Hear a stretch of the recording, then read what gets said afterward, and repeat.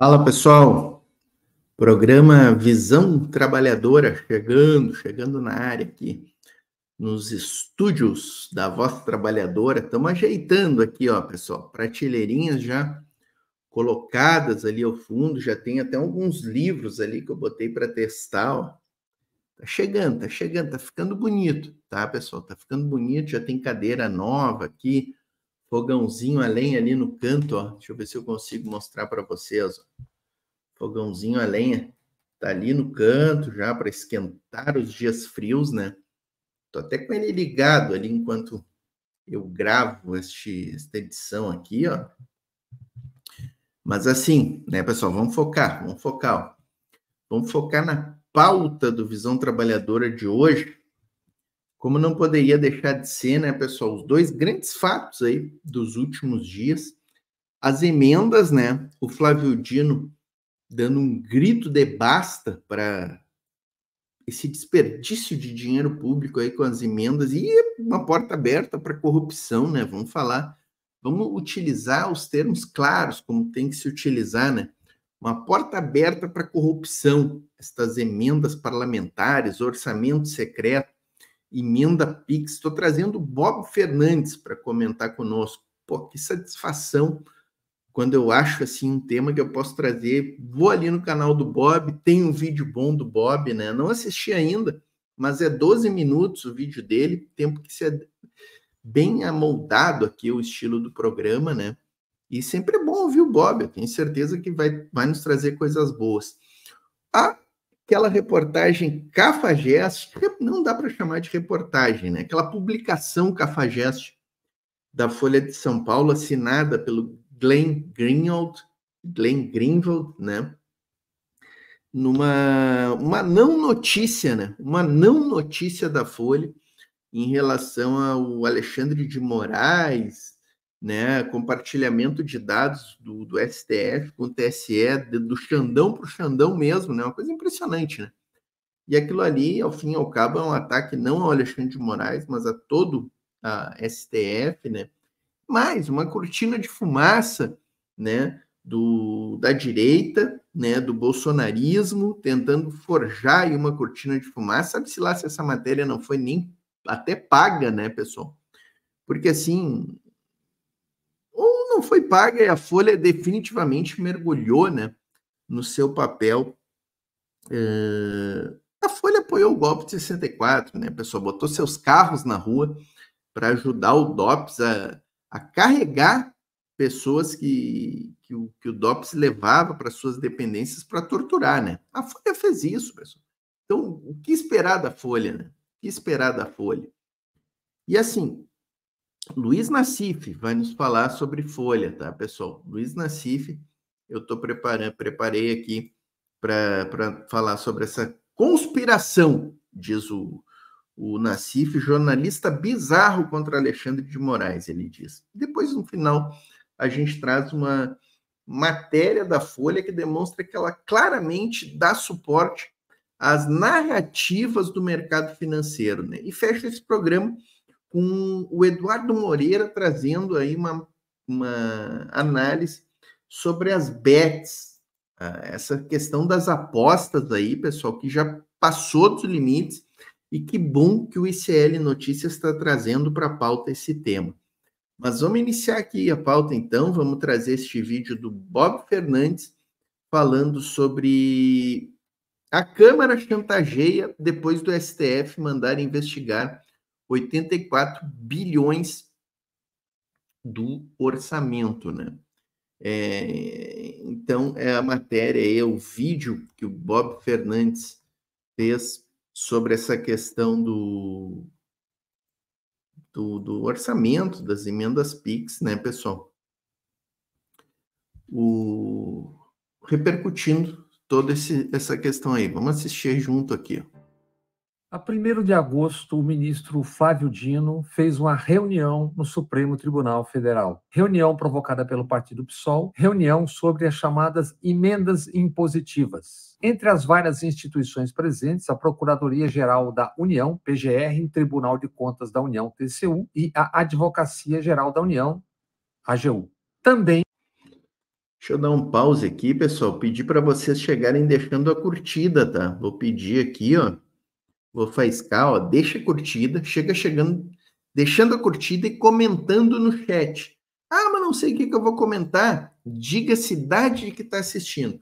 Um comentário é fundamental para nós. Se vocês disserem a cidade é mais legal, que a gente conhece o público que está assistindo, interage com vocês, tá, pessoal? Até entre vocês podem interagir aí no chat e a gente vai ganhando do algoritmo, tá, pessoal? Nosso canal está sofrendo demais com o algoritmo está nos penalizando muito, nosso movimento caiu em 1/3 nos últimos dias aí, eu tenho certeza que com os comentários de vocês a gente vai vencer o algoritmo. Para quem não conhece ainda, ó, pessoal, tem o nosso clube de membros aí, ó. A partir de R$ 1,99 te torna membro dos canais, ganha mimos e teus comentários têm preferência de leitura e resposta.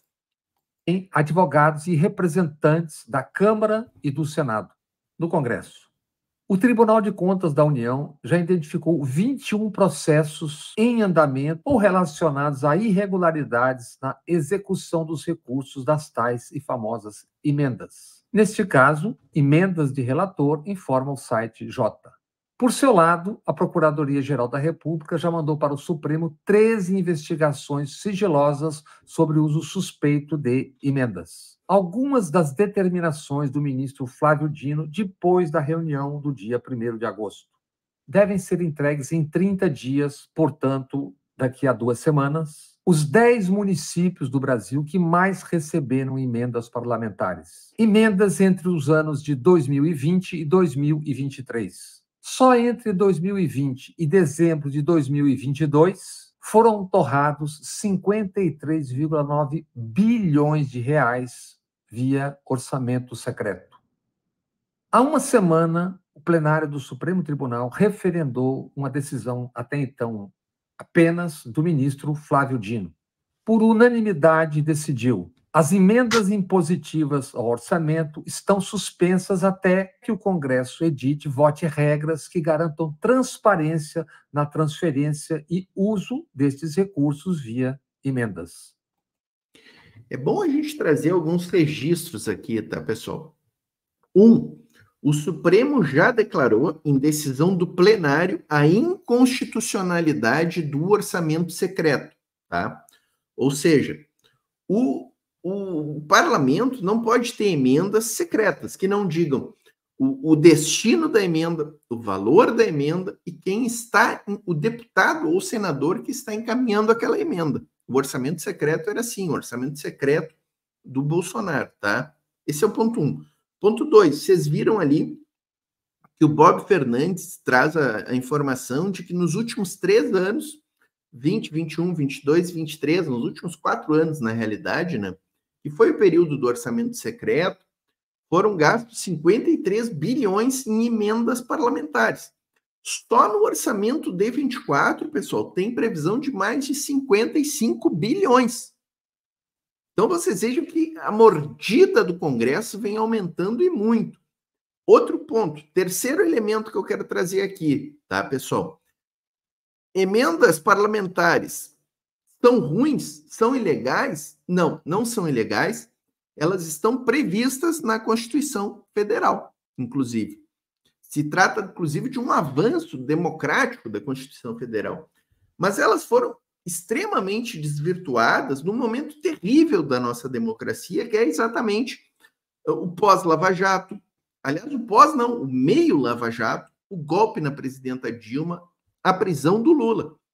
Em todo esse contexto aí, o Cunha atropelou algumas emendas constitucionais que mudaram a Constituição Federal neste capítulo que previa ali as emendas parlamentares e trouxe essa perversão do sistema, que são as emendas impositivas. Porque como é que funcionavam as emendas parlamentares antes da perversão do Cunha? O parlamento tinha direito a emendas, mas ele tinha que combiná-las com o poder executivo. Então, funcionava uma barganha entre o deputado, o senador e o presidente da República, que era quem tinha o controle total do orçamento. Claro, o presidente da República é interessado em determinadas aprovações de medidas no parlamento, fazia uma troca ali de recursos com os parlamentares dentro do sistema presidencial de coalizão. Era esse o sistema que vigorava entre nós. Inclusive, se perverteu essa questão na questão do mensalão.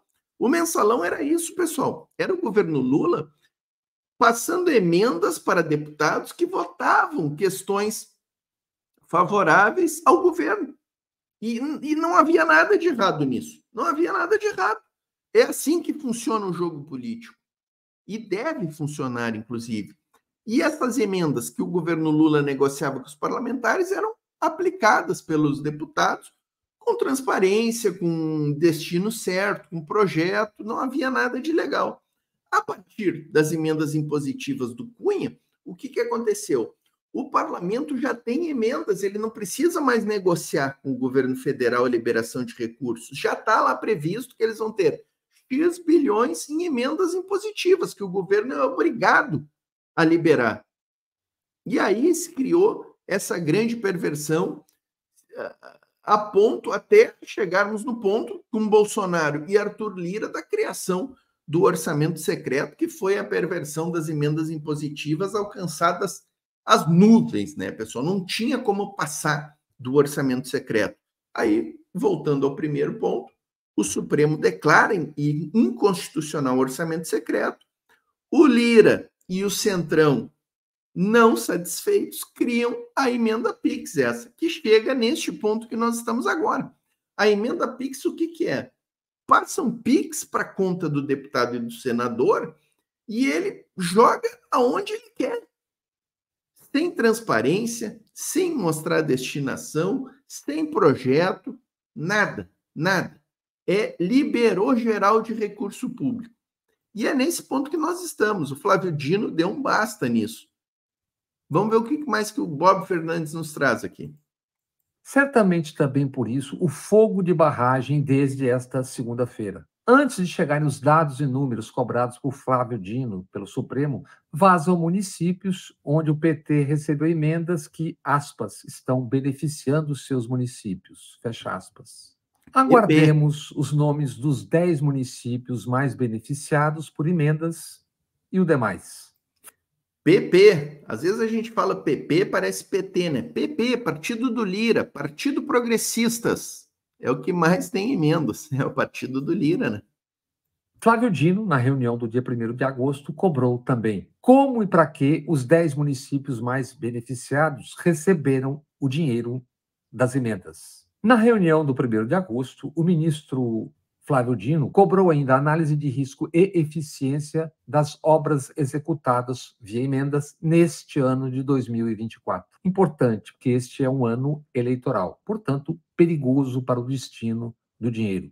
E cobrou para, em 90 dias, portanto, até o final de outubro, os repasses e motivos para emendas feitas por ONGs, muitos políticos têm ONGs, e entidades do terceiro setor entre 2020 e 2024. Ou seja, quem e como usou verbas impositivas do orçamento secreto. Nas determinações do 1º de agosto, Flávio Dino cobrou, por fim, que ONGs e instituições do terceiro setor informem via internet como e onde usaram o dinheiro das emendas. Lembremos, são dezenas e dezenas e dezenas de bilhões de reais. Na reunião do dia 1º de agosto, Flávio Dino lembrou aos presentes: os armários do Supremo Tribunal Federal já estavam lotados. Sim, armários, porque tem processos que são físicos para evitar que haja vazamento.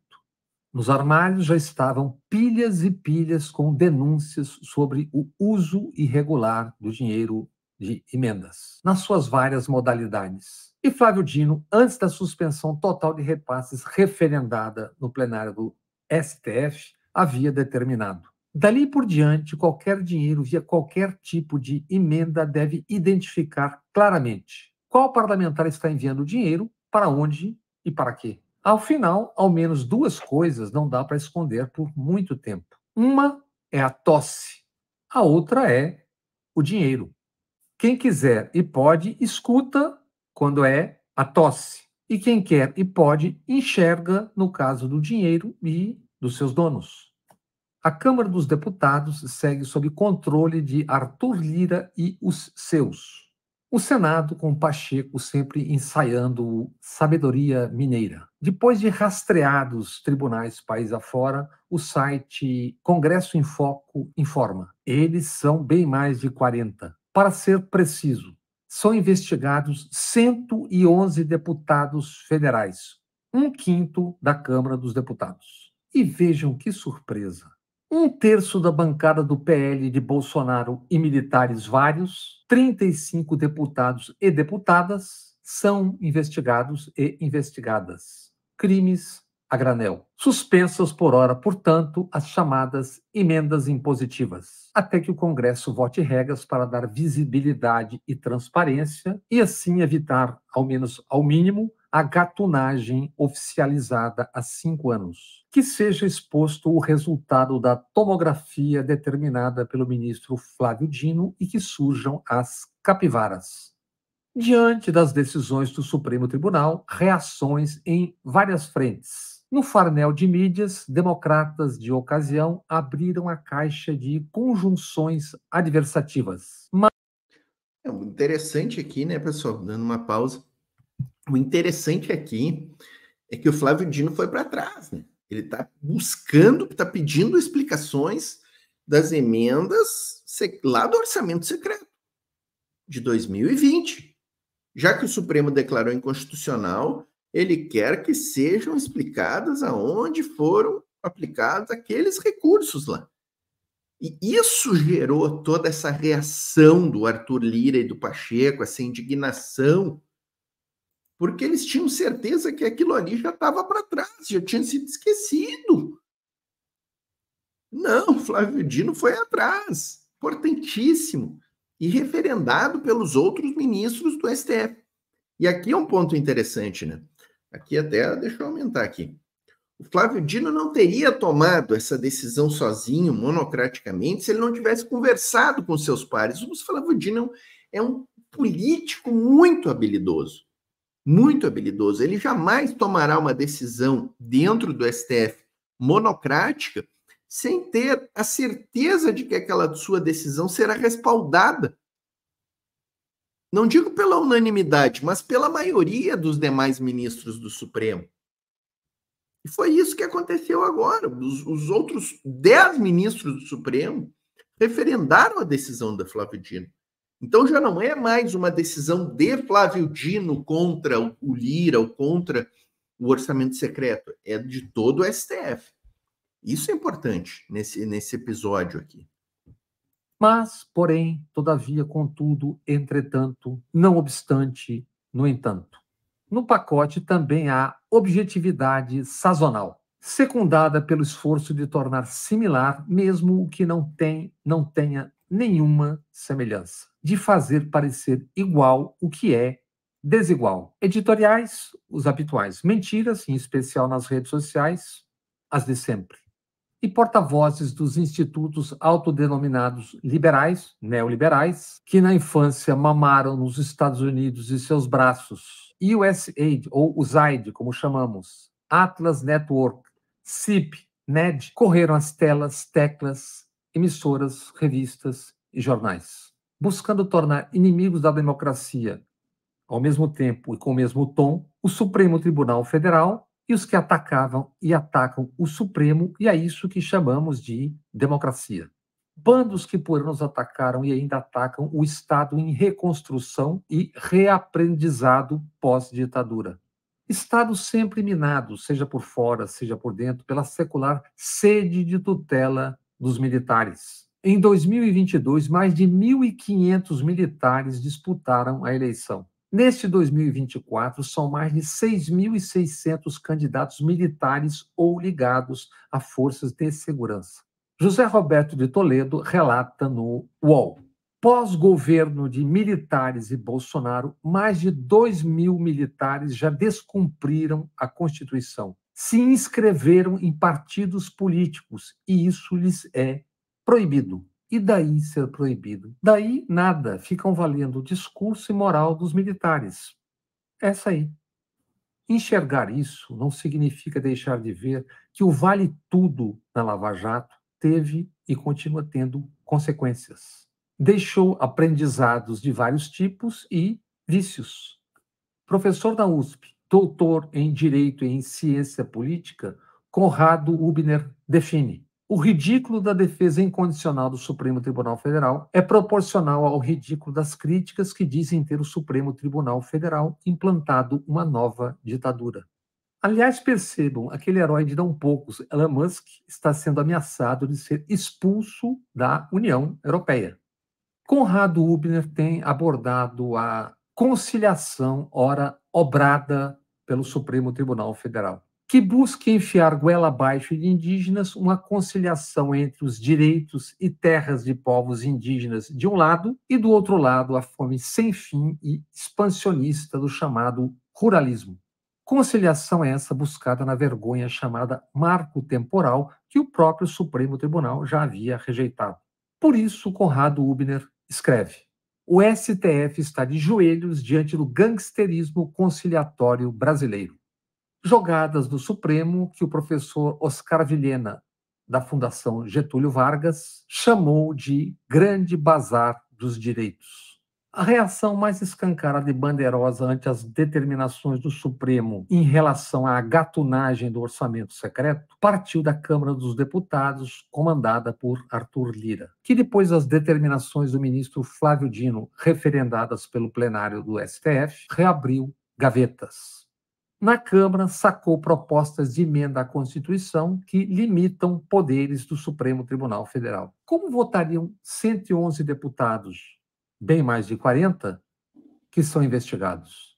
Dados os contextos e proximidade de atos e fatos, se poderia chamar de chantagem às ameaças ressuscitadas pela e na Câmara dos Deputados. Em resumo, parlamentares temem que as investigações determinadas pelo Supremo Tribunal cheguem aos intestinos do orçamento secreto e suas emendas. Não esquecendo que no ano passado o ministro Gilmar Mendes, certamente escorado na boa doutrina, entendeu ser de bom alvitre arquivar investigações que mapeavam o DNA de Arthur Lira em Alagoas. Da mesma forma, foram censuradas reportagens sobre Arthur Lira. Algumas depois foram liberadas. Ao menos uma da agência pública segue sob censura. É um relato de Juliane Lins, que foi casada e teve filho com Arthur Lira. Em tempo, neste 2024, de 50 bilhões de reais previstos, já foram pagos outros 27 bilhões em emendas. Nesta mesma segunda-feira... Vejam bem, pessoal, só em 2024, hein? Só em 2024 já foram pagos 20 e tantos bilhões, de 54 bilhões previstos. Então a farra ganhou corpo neste ano. Neste ano. Como tá bom essa análise do Bob Fernandes, hein? Abrangente, vocês viram ali, muito abrangente. Se anunciou almoço e pagelança para esta terça-feira, pagelança marcada para o Supremo Tribunal Federal. Convidados Arthur Lira e Pacheco, presidentes da Câmara e do Senado e representantes do governo, para discutir as emendas. Pessoal, assim, deixa eu me adiantar, não sei se o Bob Fernandes vai tocar nisso aqui, mas eu quero adiantar já o que eu penso aqui. Gente, se tem alguma dúvida, tá? Porque às vezes se fala porque o STF, o Judiciário, não pode fazer política. Se tem alguma dúvida de que o Poder Judiciário é político até o pescoço, subindo o pescoço, é totalmente político. Se tinha alguma dúvida, ainda está aqui, ó. Os 11 ministros do STF se reuniram com integrantes do governo e do legislativo para conversar. Afinal de contas, o judiciário ele julga com base na lei ou ele faz política, senta, faz acordos, faz coalizão, negocia?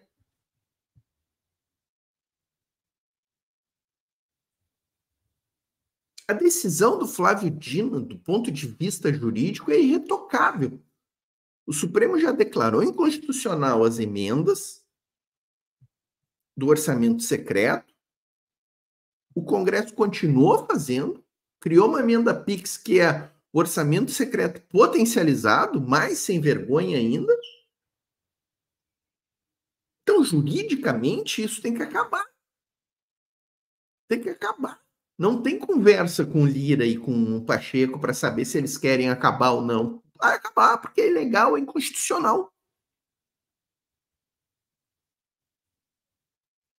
Mas aí tem o confiscote, né? Vamos ver o que o Bob fala sobre isso aqui. Positivas, na prática, tornadas secretas. Como rastreá-las? Como saber se estão sendo bem aplicadas? Se é que o dinheiro de todas está realmente sendo aplicado.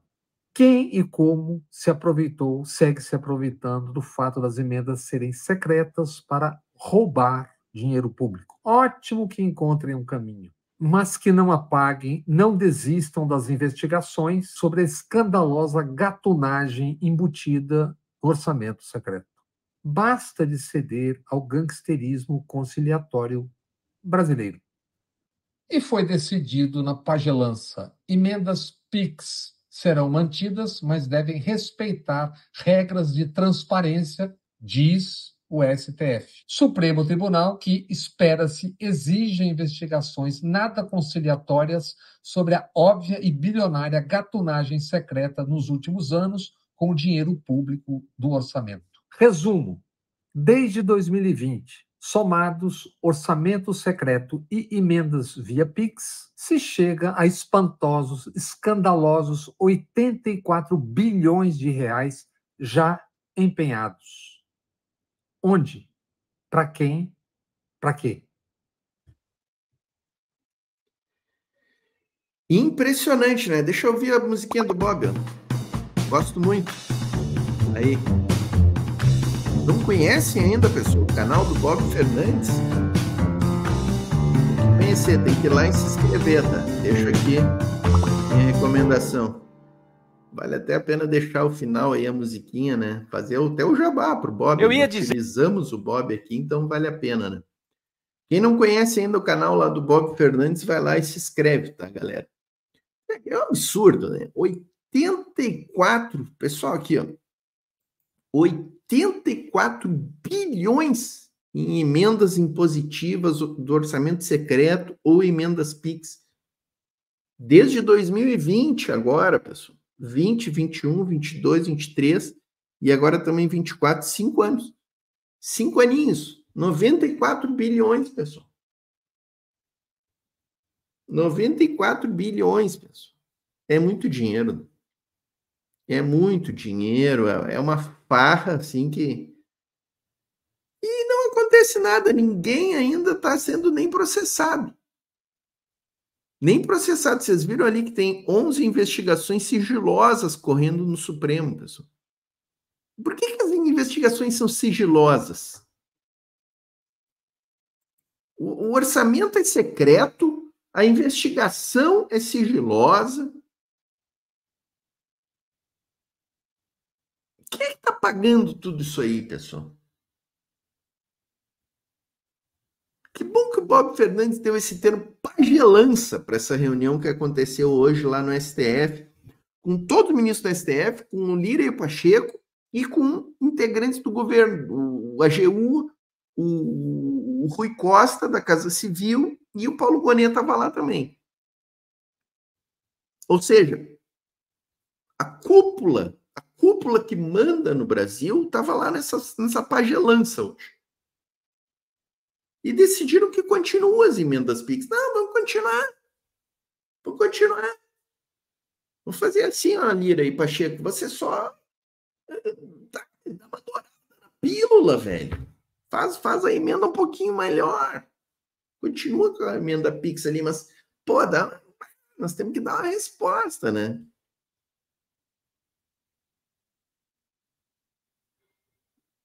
Sabe? Diz para onde está indo o dinheiro, faz uma coisinha um pouquinho mais, sabe? Não tão. Tá demais. Tipo assim, continua fazendo a maracutaia, mas faz ela bem feita. Foi mais ou menos isso que eles disseram hoje. Aí não dá, né, pessoal? Não dá. A gente precisa que acabe essas emendas impositivas aí. Quando é que nós vamos conversar sobre isso no Brasil?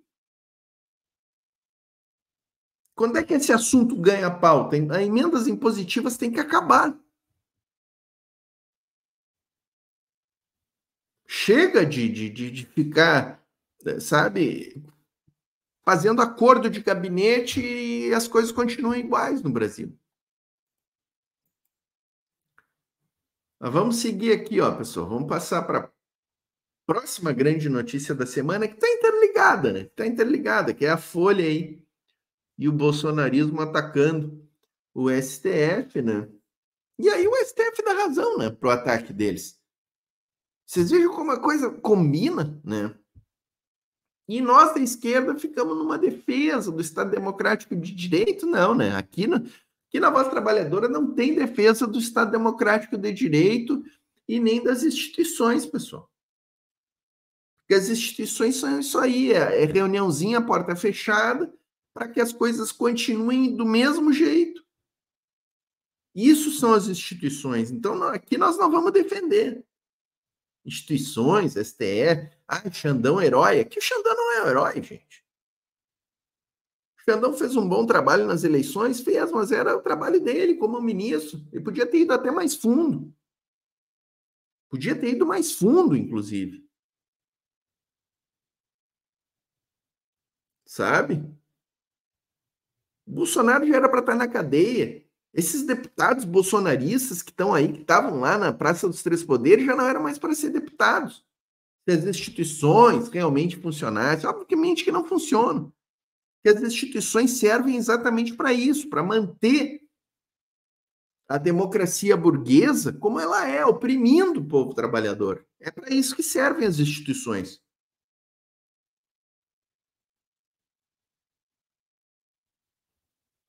Mas é claro, o bolsonarismo, né, aproveita esse vácuo à esquerda.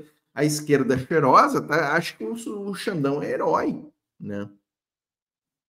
Aí o bolsonarismo vem aqui, ó, se alia a Folha e pimba. Dizer que nesse xadrez que o Nassif colocou, nessa disputa, ele falou do papel dos jornais, da imprensa, também aliada com, né, a Faria Lima, principalmente, e ao Arthur Lira. Ô Nassif, vamos voltar a falar do jornalismo, por assim dizer, da Folha de São Paulo e dos ataques ao Alexandre de Moraes. Você escreveu um artigo sobre isso, né? Tá no GGN. Galera, assim, ó, deixa eu pedir para vocês chegarem deixando a curtida e comentar no chat, tá? Importante aqui para nós isso aqui, ó. Curte, comenta no chat, tá, galera?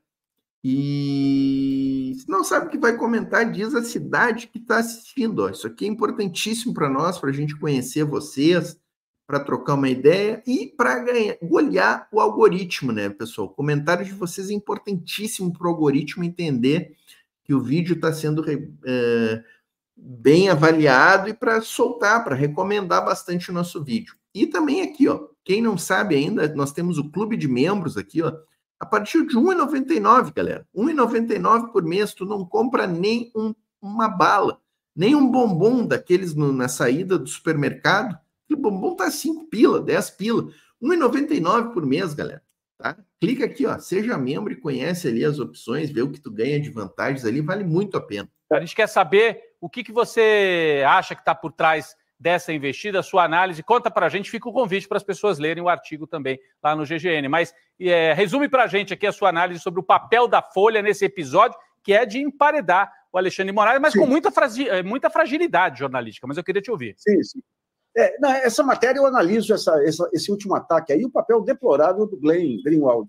Agora, no dia anterior, eu fiz um xadrez aí tentando juntar todas as peças. Quais são as peças aqui? A gente tem uma técnica de investigação chamada teoria do fato. Não confundir com o domínio do fato. O que é a teoria do fato? É você pegar um conjunto de fatos que estão interligados, montar uma hipótese de investigação e depois ir checando isso. O que está em jogo? O Tarcísio de Freitas ele mostra uma desenvoltura fantástica para promover a privatização mais escandalosa aí dos últimos 50 anos, que foi essa da Sabesp. Ele teve a coragem de ir lá. Algo que poderia, num país normal, aí, dar um inquérito, dar impeachment e dar cana. E foi aplaudido pela imprensa, saudado como grande vitorioso e tudo. A partir desse jogo, e a imprensa por quê? Porque a imprensa hoje, o grande parceiro dela são os bancos de investimento. Eu diria que... A Nassif é dos poucos que está batendo firme nessa questão da privatização da Sabesp, né? A grande imprensa já nem bateu e já esqueceu, né? A própria imprensa progressista não tem falado muito nessa questão. Figura central dessa história é o André Esteves, do BTG. Opa! Daí o que acontece? Importante nome. Esse é o ponto. Quando vem o Nelson Jobim, que está no conselho do BTG, critica o Alexandre Moraes e diz que 8 de janeiro não foi conspiração, não foi nada. Nelson Jobim no conselho do BTG, gente. É só ligar os pontinhos. Quem é que está sempre fazendo palestra no BTG? Campos Neto. Quem é que apoiou a privatização da Sabesp? Que administrou a privatização da Sabesp? BTG, Tarcísio Freitas. Quem é que tem anúncio no programa do Hulk, no Domingão do Hulk lá? BTG. Precisa muita coisa, pessoal, para ligar os pontinhos. É evidente que isso é um jogo político. Nelson Jobim não é primário a ponto... Isso aí está tudo calculado. Então, quando o Tarcísio faz essa privatização da Sabesp, ele abre um horizonte para os grupos financeiros aqui jamais imaginado. Esse sujeito na presidência vai privatizar a Petrobras, vai privatizar Banco do Brasil, vai privatizar a Caixa Econômica, vai privatizar a BNDES, e daí eles jogam tudo. Vai fazer tudo que o Bolsonaro e o Paulo Guedes não tiveram tempo nem competência para fazer, né? Eram tão incompetentes, o Bolsonaro e o Paulo Guedes, que eles não conseguiram fazer essas privatizações aí que, né? Se eles tivessem ganho a eleição, talvez fizessem no segundo mandato aí. Eles jogam tudo. Em seguida vem esse falso escândalo aí do Glenn, mais um rapaz lá. É um material que desde o ano passado estava disponível aí. Soltam o escândalo e os jornais batendo, com exceção do Globo. O Globo está numa situação meio vulnerável lá, ele abriu espaço para os jornalistas questionarem, abrir uma discussão lá, ao contrário da Folha, editorial da Folha. E daí recorreram a comparações descabidas. O que acontece? O Alexandre Moraes está enfrentando uma conspiração clara, que começa lá atrás. Aí. Você tem o TRF4, você tem os militares, você tem todo um quadro de conspiração. Ameaça, ele sendo ameaçado, a família sendo ameaçada, os filhos sendo ameaçados. Daí o que ele faz? Ele recorre aí a assessores para conseguir informações. Esse último escândalo da Folha é fantástico. O Alexandre Moraes ia contratar alguém para fazer um trabalho dentro da sua casa e pediu para levantar a ficha do cara para ver se não ia colocar nenhum criminoso dentro de casa. Daí o que fala o jornal? Não, ele não podia ter feito isso, ele tinha que ter pedido para a secretaria tal que oficiava a Polícia Federal. Eu acabei de entrevistar o Pedro Serrano, ele fala, gente, tem uma norma constitucional aí que é o direito à defesa, e aí que se sobrepõe a essas normas burocráticas, né? Mas eles tratam como escândalo algo que não tem nada de escândalo. Não tem nada de escândalo. E quando eles pegam lá, digamos, ele não seguiu os procedimentos, ou seja, o ministro do Supremo Tribunal Federal mandou uma mensagem para o assessor dele para conseguir informações para o presidente do Tribunal Superior Eleitoral, que é ele próprio. Sim, é um negócio... É ele próprio. É inacreditável. Ô, Nassif, agora, isso aqui é tão óbvio, né? É tão óbvio que nem precisa comentar, né, pessoal? Isso aqui é de uma idiotice, essa matéria da Folha. Não dá para chamar de reportagem. Eu não chamo de reportagem isso aqui, pessoal. Pode ser, no máximo, um texto, sabe? Assinado pelo Glenn Greenwald. Não sei nem se o Glenn Greenwald leu esse texto. Glenn Greenwald, um cara que tem Pulitzer, né?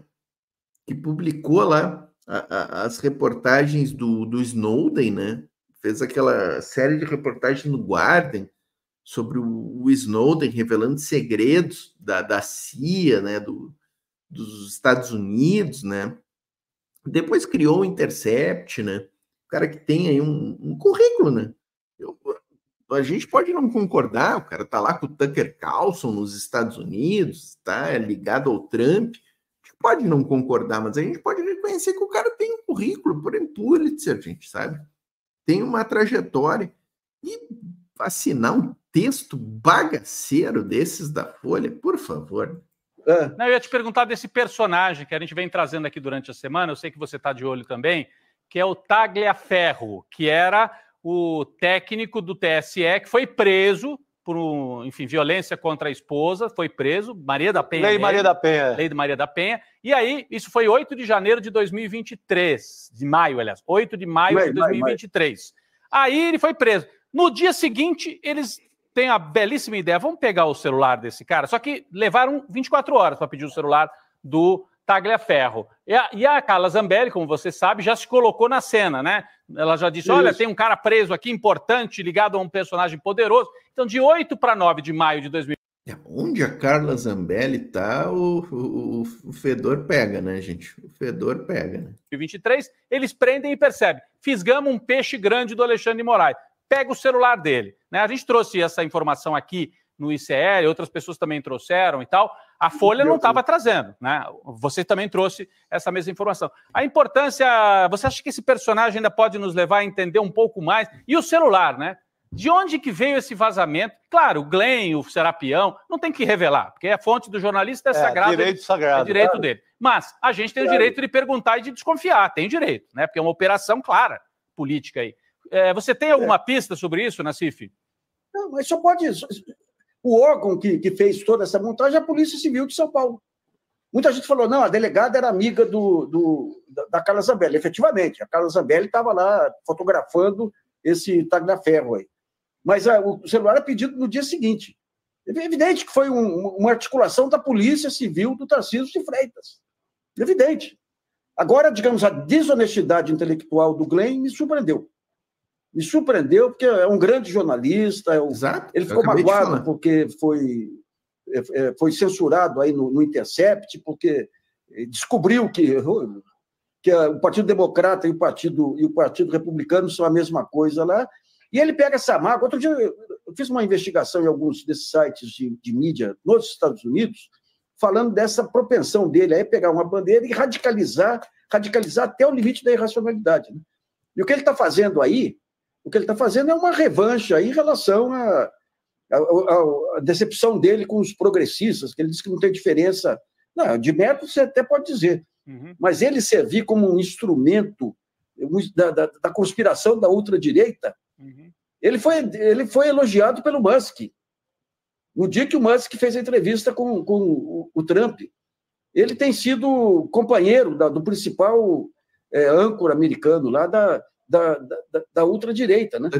Então, o que ele fez não é isso, não foi só isso. Ele pode também ter compromisso com a informação.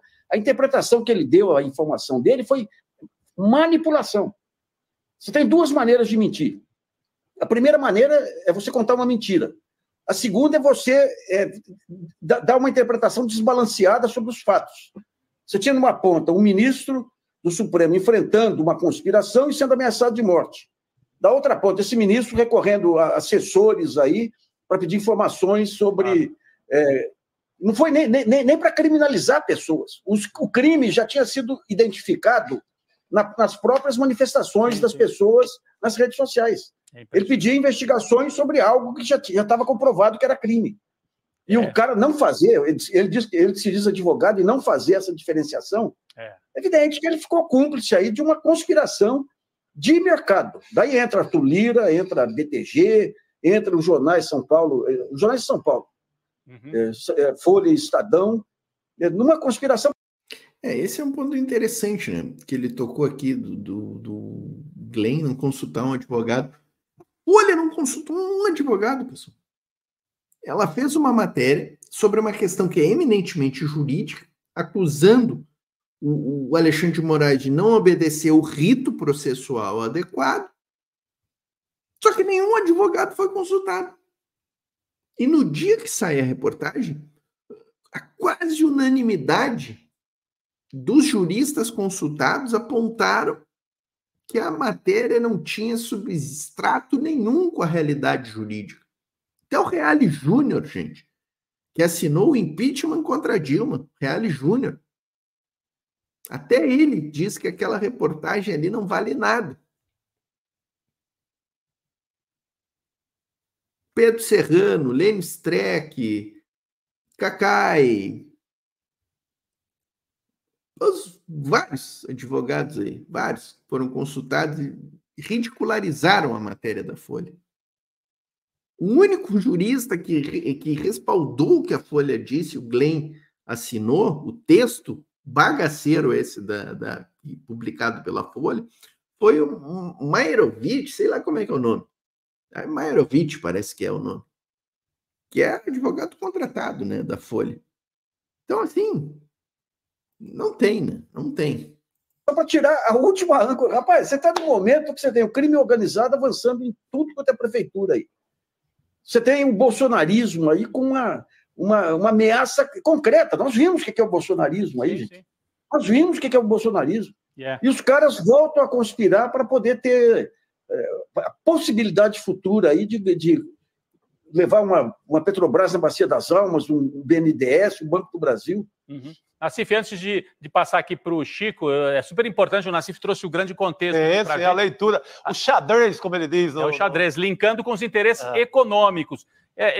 Enquanto ele falava, piscou aqui a nossa matéria no site, no icl.com.br, que mostra como o celular desse personagem Tagliaferro, que trabalhava no gabinete do Alexandre de Moraes, ficou durante 6 dias na mão da Polícia Civil de São Paulo. A gente tem a matéria aí, né? 6 dias. Ficou do dia 9 de maio de 2023 até o dia 15 de maio. Tá aí a manchete, nós demos ontem aí, foi uma apuração, eu recebi, inclusive os boletins de ocorrência, os autos de apreensão, o cunhado vai levar o celular, porque a polícia pediu, a Carla Zambelli deu bandeira, está dentro dessa articulação, então a gente supõe que foi da Polícia Civil que saiu esse material, chegando na mão lá da Folha de São Paulo, mas isso é um problema.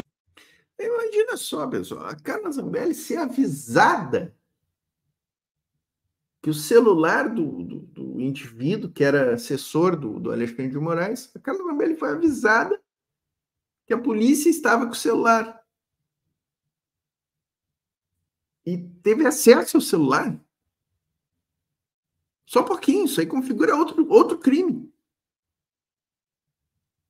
Tem mais crime, sabe? É a sucessão de crimes. O bolsonarismo é um crime atrás do outro, pessoal. É um crime atrás do outro. Eles não conseguem dar 2 passos sem cometer um crime. Assim, é só porque é importante saber. Veio um Estado governado pelo bolsonarismo, é uma operação bolsonarista ou não é? Parece ser. Quando vem o Nelson Jobim, que é do Conselho do BTG, e diz que não houve conspiração em 8 de janeiro e antes aí, é evidente que eles estão... Aí dá para desconfiar. É a operação do Temer, né? O Temer está nessa operação também de, dessa turma de toda, perdoar o Bolsonaro. Dessa turma toda, de aliviar, né? De pelo menos criar sombra para o governo Lula. Quanto mais sombra, melhor para esse controle econômico do país. Agora, voltando um pouquinho ao Tagliaferro, Nassif, o curioso é que ele manda o cunhado, né? Ele manda o cunhado. Pô, ainda ferra o cunhado, porque talvez tenha ficado com medo de alguma decisão ali de última hora, quem sabe, uma eventual prisão, alguém ter pensado diferente ali na história, e ele manda o cunhado entregar o celular. No dia seguinte, ele é preso no dia 8. Um dia depois. Ele é preso e aí ele vai para a audiência de custódia, e aí no dia 9, o cunhado vai até a delegacia em Franco da Rocha e entrega esse celular que ficou na mão da polícia do bolsonarista Tarcísio de Freitas. A gente precisa falar bastante dessa história. 6 dias. Dá tempo demais para copiar tudo, pegar tudo direitinho e guardar ali. E guardar durante um ano. Agora vê o seguinte, o Tarcísio estava tentando uma aproximação com o Alexandre de Moraes. Pois é. O que se comentava aí é o seguinte, os filhos do Bolsonaro não aceitam um candidato que não seja o pai. Então o Tarcísio estaria numa negociação para, de alguma maneira, o Alexandre de Moraes poupar o Bolsonaro da cadeia e, em contrapartida, o Bolsonaro liberar a candidatura do Tarcísio e ajudar. Isso aí era um boato que você tinha até umas 3 semanas atrás. Aparentemente não prosperou. Quando vem a denúncia da Folha, as duas repercussões mais fortes, Ives Gandra ficou contra essa loucura, Janaína Pascoal ficou contra. Ives Gandra e Janaína Pascoal, pessoal. Ives Gandra e Janaína Pascoal. Esse aí eu nem sabia. Ficaram contra. E até eles. Quem que endossa essa loucura? Tarcísio de Freitas tem que apurar até o fim. E Nelson Jobim do BTG. Gente, fechou todo o círculo. Fechou. Ainda bem que a notícia está... Impressionante, né, pessoal? E vamos seguir aqui, ó. Vamos ver o que é a Folha. Isso aqui mostra o que é a Folha, ó, pessoal. Aqui, ó, colocando bem na primeira linha, em caps lock, em caixa alta, o que a Folha pensa. Galera, assim, essa matéria aqui tá muito boa, tá?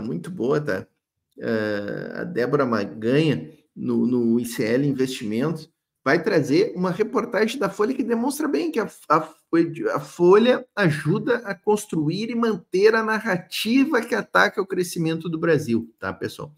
Deixa a curtida, tá? Chega deixando a curtida e diga no chat a cidade da qual estão assistindo. Isso aqui é muito importante para a gente se conhecer e para ganhar do algoritmo, que vem banindo o nosso canal aí. Então a gente precisa muito que vocês castiguem aqui na caixa de comentários e digam de que cidade estão assistindo. E para quem não conhece ainda o canal, ó, Clube de Membros, R$ 1,99 por mês, tá, pessoal? Chega lá. Porque realmente o que a Folha pensa, né? A Folha pensa exatamente assim, como grande parte do mercado financeiro também pensa assim. E o que eu acho mais curioso desse tipo de notícia é que é quase sempre um método, né? Sempre tem uma boa notícia acompanhada de um mas, um porém, né? Então a gente vê aqui, atividade em alta é boa notícia, poderia parar por aí, mas, e aí é que vem o grande problema da notícia aqui da Folha, mas há riscos. Então, já começa a colocar uma narrativa, até para entrar no imaginário das pessoas, essa narrativa aí sendo também construída na cabeça das pessoas, porque crescer é uma boa notícia, mas ela traz riscos. E que riscos traz esse crescimento? Sempre que vocês verem um mas, um contudo, um porém na reportagem, pode saber, né, pessoal? Pode saber. O Brasil está crescendo, porém, mas, contudo, isso vai causar um problema de inflação, isso vai causar um problema de desemprego. É incrível, né? O Brasil está crescendo, mas o quê? Então, crescer é uma boa notícia, mas tem risco, pera lá. Então, tem a escalada do gasto público, o emprego e a renda que vão alimentar a inflação. A gente sabe que brasileiro tem medo de inflação. Brasileiro, historicamente, sofreu bastante com a inflação. Então, toda vez que a gente coloca ali a inflação como um ponto para alimenta a inflação vai subir, a inflação está fora de controle, analistas de mercado projetam a inflação mais alta, isso já começa dentro do histórico, por tudo que a gente passou de cenário inflacionário no passado, a criar um medo também na população brasileira. Poxa, vai alimentar a inflação, isso vai pesar no meu bolso em algum momento. E aí o emprego e a renda alimentam a inflação, nesse caso? Sendo que a nossa inflação, quando a gente olha inclusive por grupos, a gente vê que não é da inflação, não é do emprego e da renda que está vindo. Muito vem dos alimentos, que o André muito bem falou. Tem questões climáticas, tem questões de seca, tem questões ali de chuvas excessivas. A inflação está dentro da meta, né, pessoal? A inflação está em 4%, chegou a bater ali 3,80%, tá algo em torno de 4,15%, sei lá, não passa disso, a meta é 4,50%. Então vamos parar, né? Vamos parar. Não tem nenhuma ameaça no ar de que a inflação vai disparar. Alimentos perecíveis estragando com todo o calor que a gente está enfrentando, mas aí você começa a ver que o emprego e a renda estão alimentando essa inflação. E começam a repetir esse discurso, às vezes sem pensar sobre ele, colocando, não, é verdade, se subir o emprego, se subir a renda, as pessoas vão ter mais dinheiro, vão gastar, vão subir preço. E aí aquela ideia mesmo de inflação de demanda como se fosse a única causa. E aí qual é o único remédio que o mercado vê e que economistas ortodoxos veem? Então vamos subir os juros. Porque aí você puxa o freio de mão da economia e baixa na marra, né? Mesmo os setores ali, por exemplo, setor de serviços, a gente vê que às vezes sobe, mas está muito mais controlado do que os alimentos. Aí você baixa na marra, por exemplo, uma inflação que está vindo possivelmente de setor de serviços que não está problemática, mas aí o mercado coloca como problemática, você puxa esse freio de mão, baixa na marra, mesmo que ainda a gente tenha pressão inflacionária dos alimentos, que é o que vai pesar no bolso do trabalhador lá no final. Aí, além de sem emprego e com uma renda menor, ele ainda vai ter toda a pressão vinda dos alimentos, porque a inflação, que a taxa de juros não vai resolver. Né? Então aqui a gente começa a ver essa narrativa realmente sendo construída tijolinho por tijolinho. É um tijolinho do Focus, é um tijolinho ali dos juros futuros, é o tijolinho do dólar que vai pressionar a inflação. E aí, muito disso criado artificialmente, né? Como eu sempre brinco, o mercado criando seus próprios cenários. Então, a gente vê cada tijolinho sendo colocado nessa narrativa para depois você comprar essa narrativa sem pensar. E aí, analistas de banco repetindo, grande mídia repetindo, a TV repetindo. A gente vai comprando essa narrativa e repetindo também essa narrativa sem pensar que a gente está falando que é nosso emprego e nossa renda que estão alimentando uma inflação que não vem daí. Então, assim, a gente tem que tomar muito cuidado com esse tipo de notícia, e a Folha pensa dessa forma, como o Estadão pensa dessa forma, como outros grandes veículos pensam dessa forma, porque eles também estão à mercê do mercado financeiro que pensa dessa forma. A gente... Tá aí, perfeito, muito boa o comentário da Débora, né? E é isso, né? É isso, é a narrativa que se constrói, né? A narrativa é mais importante que a realidade. E ela vai entrando na cabeça das pessoas, vai entrando. Opa, a inflação está subindo. Aonde que está subindo a inflação? Ah, mas o dólar subiu. Mas por que o dólar subiu? Tinha motivos para o dólar subir, tanto não tinha que ele caiu vertiginosamente, né? O real foi a única moeda que valorizou nas últimas semanas. Por quê? Porque eles tinham desvalorizado ela ficticiamente, né? Na semana em que foi decidida a manutenção dos juros Selic pelo Banco Central. Tinham desvalorizado o dólar, gente, num movimento nitidamente especulador. E agora o dólar voltou a cair. Caiu o dólar e o real subiu. O real se valorizou. O real foi a única moeda que se valorizou no mundo, pessoal. Provando que era um ataque especulativo. E aí a Folha assim, o Brasil está crescendo, mas tem muita instabilidade. Qual estabilidade? Quando vocês lerem esse tipo de coisa, tem que perguntar qual estabilidade. Vê se a matéria vai dizer qual é a estabilidade.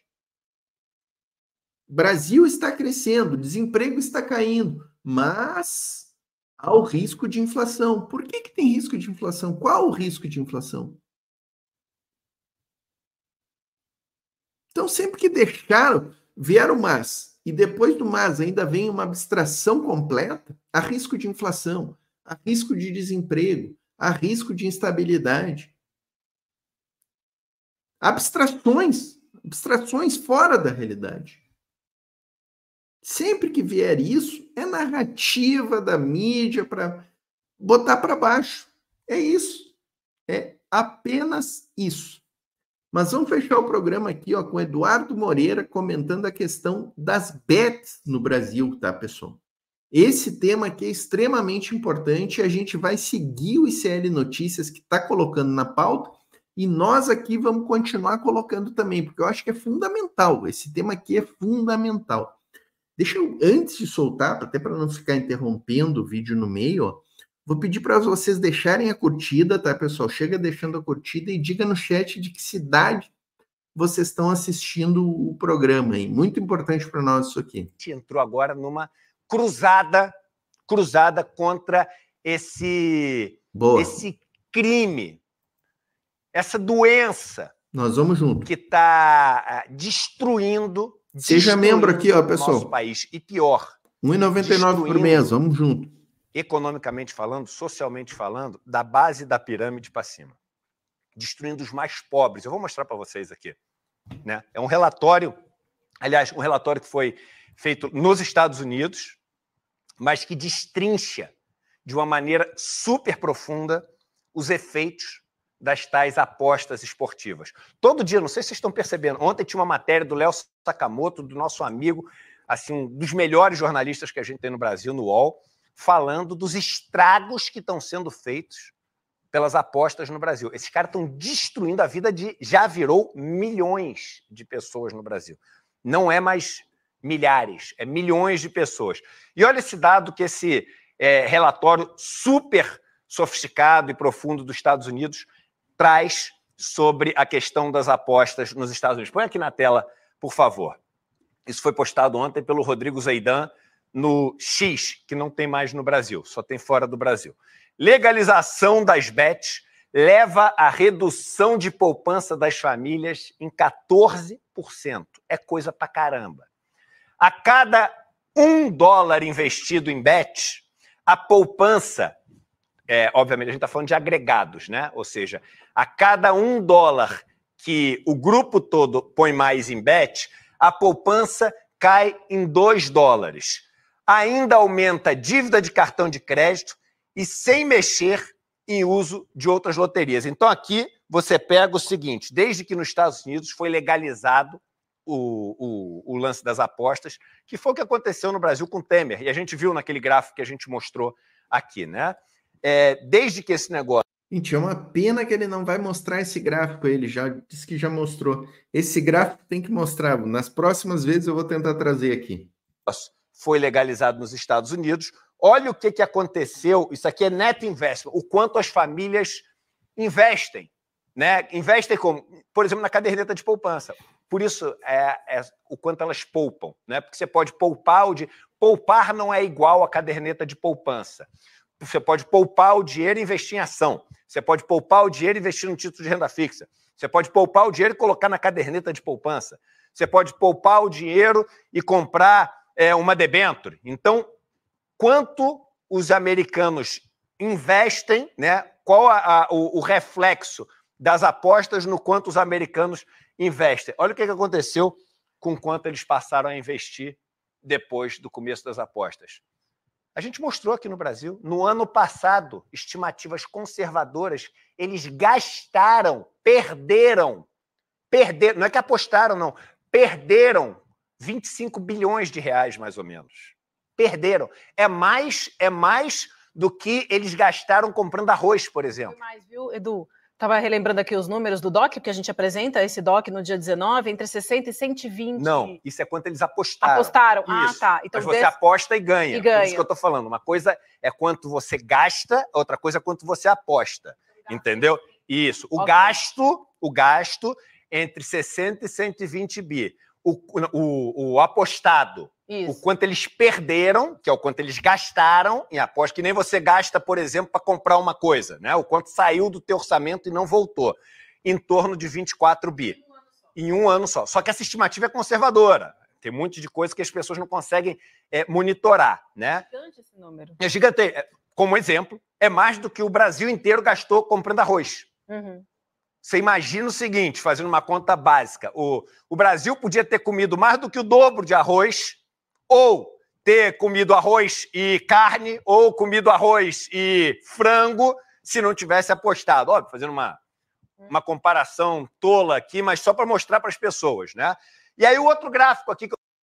Que interessante, né, pessoal, que o Eduardo Moreira está trazendo dados aqui dos Estados Unidos, e é bom a gente lembrar, esse gráfico que ele trouxe antes, pena que não está aqui de novo, é sensacional, porque ele mostra que o Brasil não estava nem entre os 20 países que mais gastava dinheiro com essas apostas.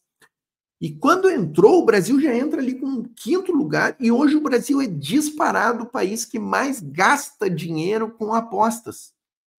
Disparado, ultrapassou Estados Unidos, Grã-Bretanha, que sempre eram os que mais apostavam, né? O Brasil ultrapassou e gasta 3 vezes mais do que esses países. É impressionante tomar conhecimento desse dado. Que eu trouxe para vocês. Olha outro gráfico aqui que eu trouxe para vocês. Isso aqui é o quanto aumentou o gasto em apostas, né? Dividido pelas pessoas de baixa renda, média renda e alta renda. Olha quem disparado baixa renda gasta mais em apostas. As pessoas de baixa renda. O brasileiro mais pobre está tendo a sua vida destruída pelas apostas. Ah, Eduardo, mas aposta quem quer. A pessoa tem que saber. Irmão, por favor, não repita isso. Não repita isso, irmão. Esse discurso é pior do que o da meritocracia. O que essas empresas fazem é de uma covardia. Se tem aquele negócio tá o tempo inteiro chegando para você, chegando para o teu filho, tua vida está um caos, tu está precisando, assim, abstrair dos teus problemas, ter uma esperança de que tu vai conseguir ganhar um dinheiro, tem uma hora que tu não aguenta. entendeu? E da forma como isso está sendo feito. E detalhe, está sendo feito no Brasil que às vezes as pessoas nem sabem que estão apostando. Ainda chegam para os caras e falam assim, se você apostar, tu ganha aqui para começar R$100 de aposta. É engraçado, porque o cara não pode dar o primeiro cigarrinho de maconha para viciar, né? O cara não pode dar o primeiro cigarro de crack para viciar, mas o cara pode dar a primeira aposta para o cara viciar. Isso o cara pode, né? Então, a gente vai trazer todos os dias. E, por fim, uma matéria que está no CL Notícias hoje, só para a gente entender o tamanho do problema, vem mais de 50 bets aí novas para animar o dia a dia de vocês aí, destruir a vida do povo mais pobre brasileiro. Até pouco antes do fim do prazo, 51 empresas pediram registro para atuar como bet no Brasil. Caos. Caos é o que está acontecendo no nosso país. Tá aí. É uma pauta fundamental. Achei que era importante trazer para vocês e vamos seguir o ICL, né? Vamos uma cruzada, como diz o Eduardo Moreira ali. E assim, né, pessoal? Uma questão interessante, muito importante da gente lembrar, né? Vocês lembram que o Lula trocou a Ana Moser e botou Fufunca no Ministério do Esporte? Por quê? Porque tem o dinheiro das apostas que vai começando a circular via Ministério do Esporte também. Essas empresas aí de apostas dependem muito de aprovações do Ministério do Esporte, está tudo envolvido aí. Então, assim, além de destruir as famílias, do maior índice de apostas ser das pessoas das classes mais baixas, de menor renda, gente que ganha BPC Loas, gente, tá entregando todo o BPC Loas para apostas, às vezes. Idosos, sabe? Aposentados. Além de tudo isso, a gente ainda tem a questão da porta aberta para corrupção, que é essa questão das apostas aí. No esporte, vocês estão vendo no esporte também, quem é do meio do esporte, gosta de esporte, futebol, olha aí o que está acontecendo no futebol, gente. Sabe, resultados do esporte sendo modificados e vendidos por causa de apostas. Então, assim, é a perversão da perversão em todos os sentidos, essa questão aí das apostas. E nós vamos estar aqui, a Voz Trabalhadora vai estar atenta aí, certo, pessoal? Espero que tenham gostado do programa, galera. Nem faiscamos aqui, ó, o Pix, ó, para quem puder contribuir com o Pix, QR Code ficou aqui o tempo inteiro no programa, ó. Quem não deixou ainda a curtida, deixa a curtida, diz a cidade da qual está assistindo. Tem a questão do clube de membros, ó, pessoal, R$ 1,99 por mês, tu te torna membro do canal, entra para a comunidade, ganha prestígio aqui na Voz Trabalhadora, tem selinho, tem emoji, teus comentários têm prioridade na leitura, tem uma caixinha, vocês não sabem como é que funciona, mas tem uma caixinha aqui, ó, que a gente vê primeiro os comentários de quem é membro do canal. Tem ali, a gente vai sempre naquela caixinha ali, procura dar uma atenção especial para a galera que é da comunidade, né? Que é do clube de membros, merece, né? E aqui embaixo, ó, pessoal, na descrição do vídeo, tem o grupo de WhatsApp e o grupo do Telegram. Quero ver vocês cadastrados lá, tá, galera? É isso. Até a próxima aí, galera. Vamos que vamos.